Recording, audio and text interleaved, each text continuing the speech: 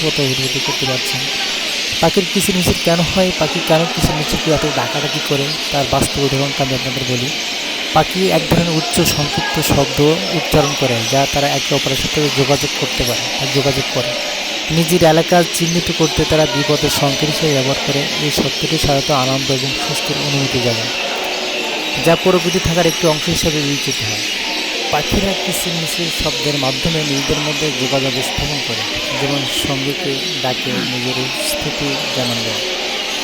তারা নিজেদের এলাকা চিহ্নিত করতেও এই শব্দ ব্যবহার করে থাকে।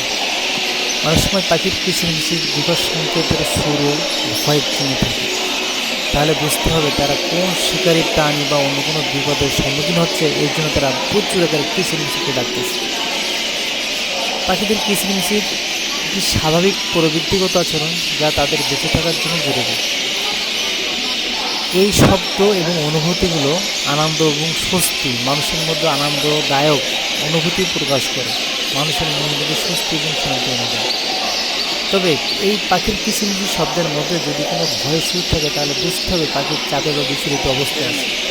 কারণ পাখির সুরগুলো আমরা যখন শুনি, কিচিরমিচির শব্দ আমরা মজা পাই, আনন্দ পাই। এর মধ্যে কিন্তু নানান প্রকৃতির শব্দ চিহ্নিত থাকে, যেমন বিপদ সংকেত, তারা তার এলাকা ভিত্তিক কোন এলাকায় আছে এবং তার সঙ্গে কাছে ডাকা, সব মিলিয়ে মানুষের মধ্যে যে অনুভূতি সৃষ্টি করে, এগুলোই পাখির সুরের মাধ্যমে। এই সুরগুলো যখন আমরা বুঝি বা জানি, তখন কিন্তু আমরা আসলে চিন্তা বা বিবেচনা করি না। এই জন্য আপনাদের মাধ্যমে এই শব্দগুলো আমি জানিয়ে দিলাম। বন্ধুরা, আমার এই পাখির কিচিরমিচির ক্ষেত্রে কেমন লাগছে জানাবেন, লাইক কমেন্টস করতে ভুলবেন না। আবার কখনো নতুন কোনো ভিডিও নিয়ে আপনাদের সামনে হাজির হবো। ততক্ষণ পর্যন্ত ভালো থাকবেন, নতুন নতুন ভিডিও পাবেন ইনশাল্লাহ।